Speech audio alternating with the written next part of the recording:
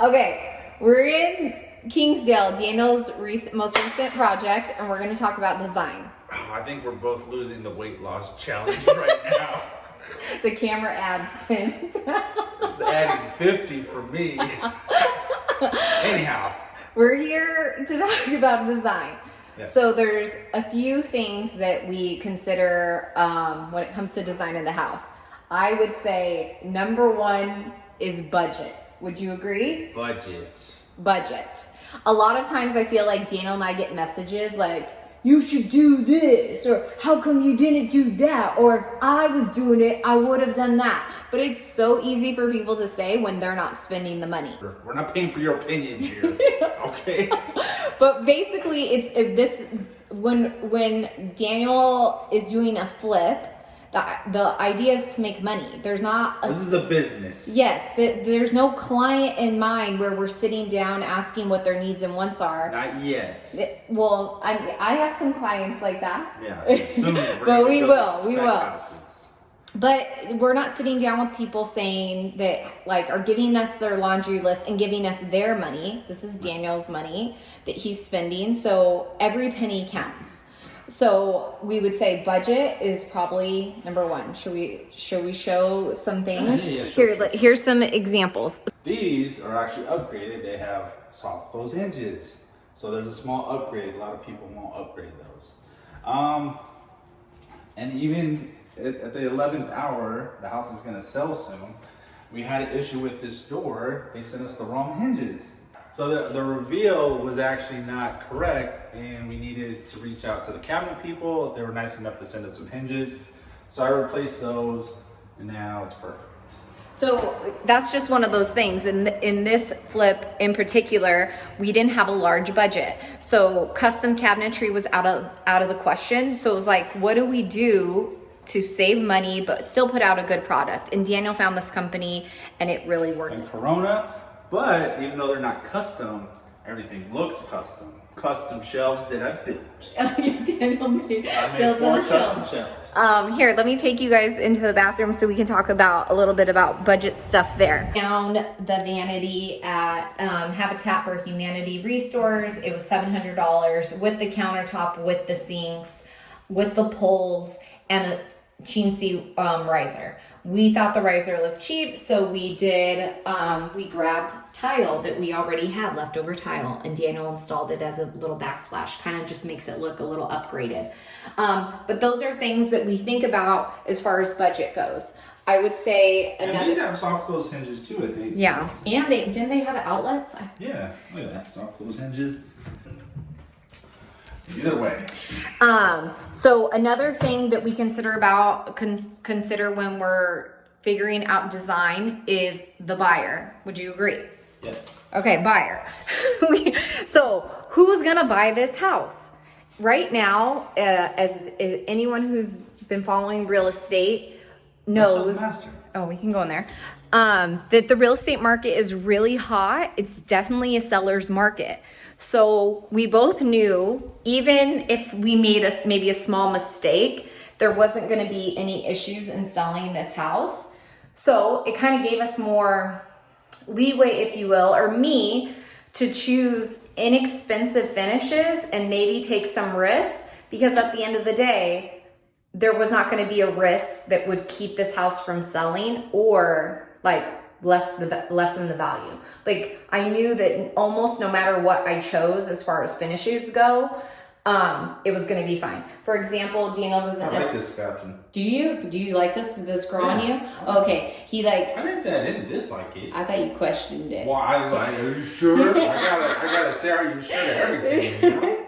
But this was actually a really inexpensive item, and to me it just looks unique, and that's elegant. Yeah, that's something I want to do in every home that we do. I want the owner, the buyer, to almost, I don't want to say like show off, but feel proud that there's something in their house that maybe someone else doesn't have. Something else that we were able to do, again, with a buyer in mind, thinking, hey, we're in a seller's market. We know this isn't going to have a problem selling. So what risk can we take? And that's part of the reason we tried concrete floors.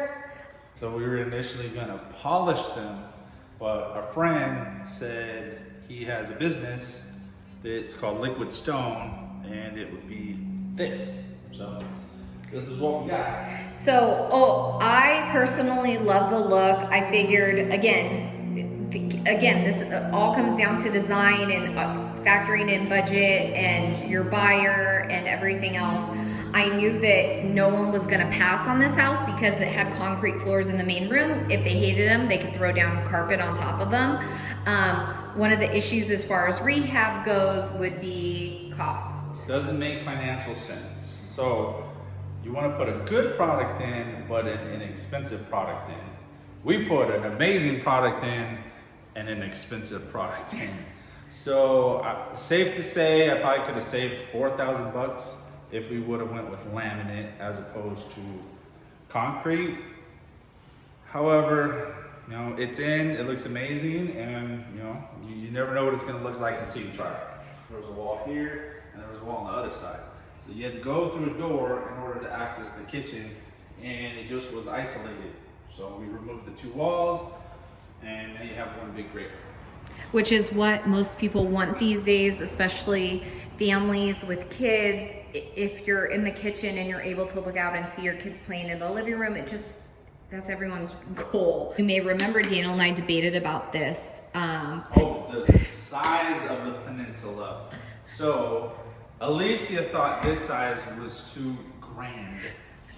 I thought it was too small. I actually thought we could have budged another half a foot or so, because the idea is you still want to be able to accommodate your appliances into the kitchen, but you also want to accommodate people comfortably at the counter. He's absolutely right, and this is one of those things that come down to preference, right? So that's what his perspective is. I personally love my dining room, and I like to host, and we sit around our dining table, me, my husband, our 2 kids, every night we have dinner around our dining table. So this is the dining space. So my fear was that if we make the island too big, you're encroaching in the dining space, and how big of a table can you fit here to have guests over? So again, personal preference.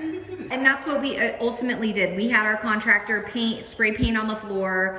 Well, I think we set a 60-inch round table to kind of get an idea of where will the table fit, how will people walk around to get into the kitchen, how will people sit at the countertop, where will chairs back up to. It's people don't see this part of it, but it's all math, right? It's figuring out, hey, this is where the back of the chair is gonna sit, and how much room do we have to walk around that space.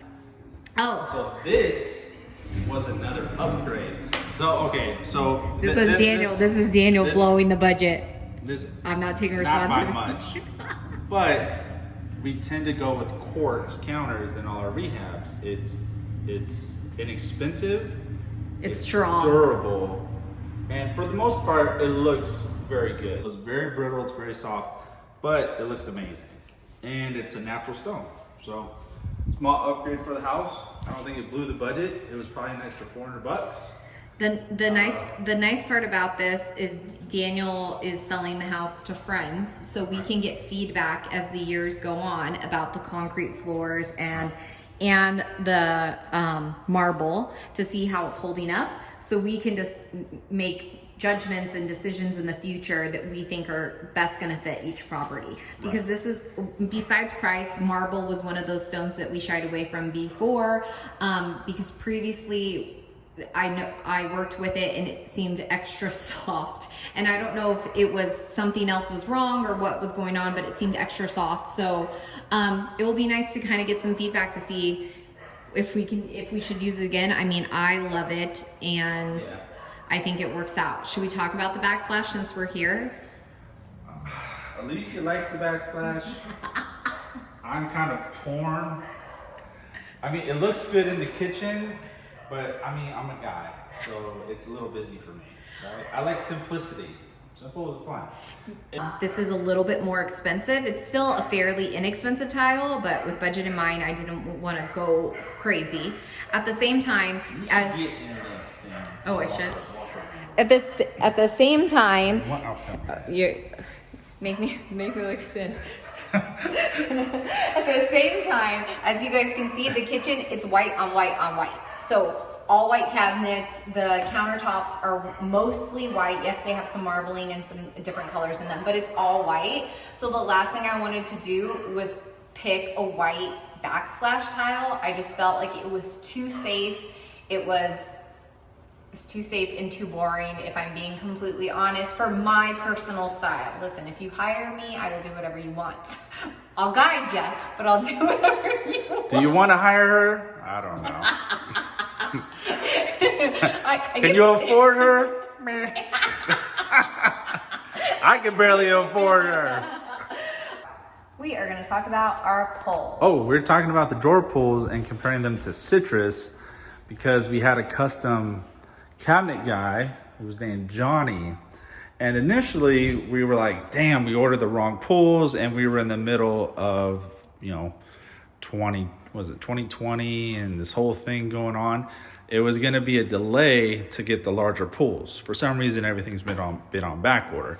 So we said, hey, why don't we just install 2 small pulls on a bigger drawer? And he said, that's not a good idea because people have a tendency to yank one, and over time, you're just going to wear out the cabinet and cause damage to everything.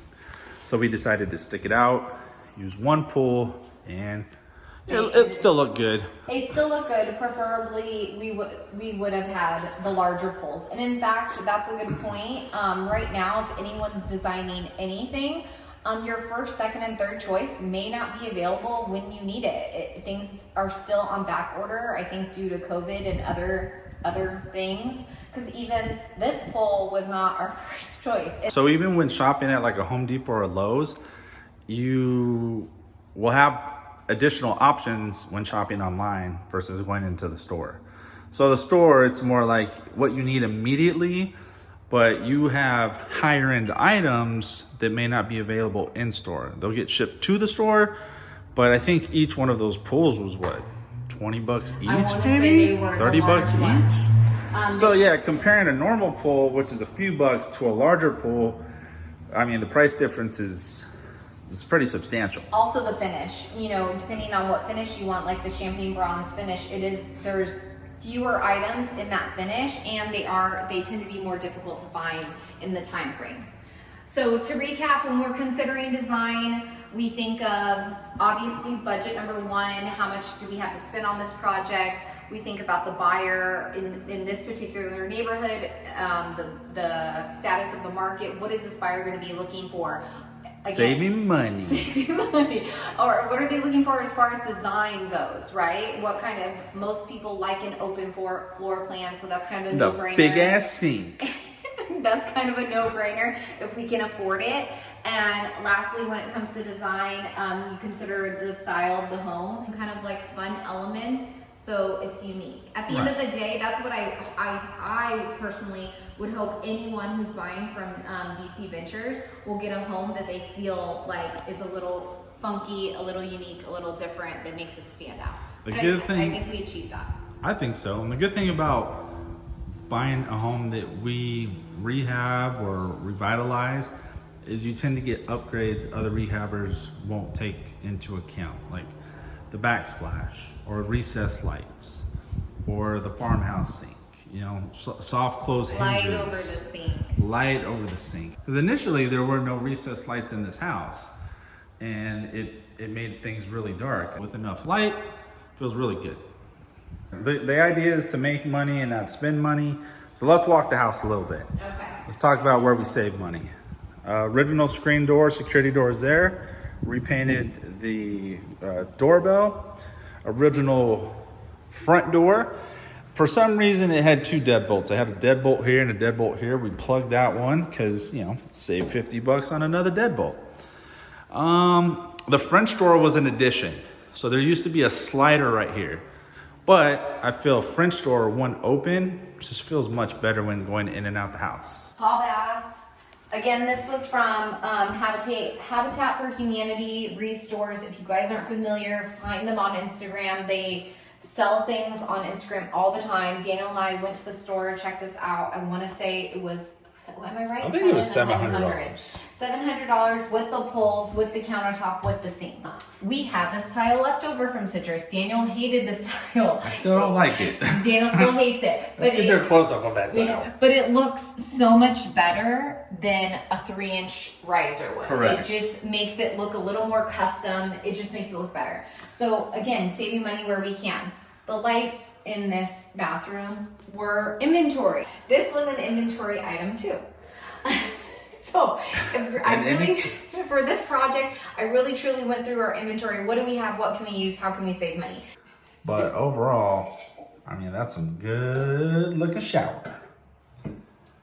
And then in the master bathroom, the vanity was kind of unique. So we wanted to get the largest one we could for the space, and this is what we found. It was prefab at Home Depot. It looked great. Came with the countertop, came with the sink. And this was inventory, right? Yeah, this tile was inventory. From Bedrosians. Yes. It's really clean.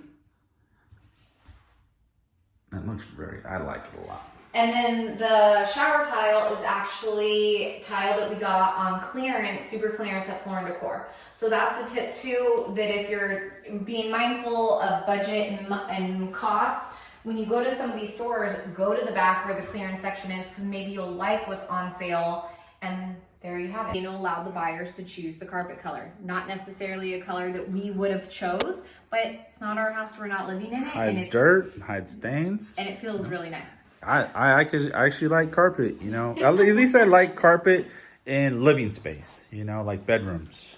Yes, it definitely feels good. And I think that's it. Yeah. That was Amazon for like 20 bucks. Nice little ceiling fan. Or not ceiling fan, our little light. I was thinking of the ceiling fans in the bedrooms. But these were kind of cheap too. I think these were 130 bucks each. They come with a remote. Look pretty tasteful. Real simple bedroom, nothing fancy. HD supply for the closet doors. I think the closet doors are maybe 100 bucks each. We did upgrade the hardware and the hinges on all the doors. If you notice, it's black. All the doors and come with a just a satin, like a stainless steel. So it's kind of an upgrade, you know, black everything. The doors are upgrade single panel. Normally we'd have like a 2 or a 3 panel door, but this is the least expensive option, but it still looks really tasteful. All right, anything else? I think that's it. Nothing on the outside? Nah. All right. More important stuff's on the inside. So it's not a very big home, but it is going to be an amazing home, and the family's going to enjoy it for a long time.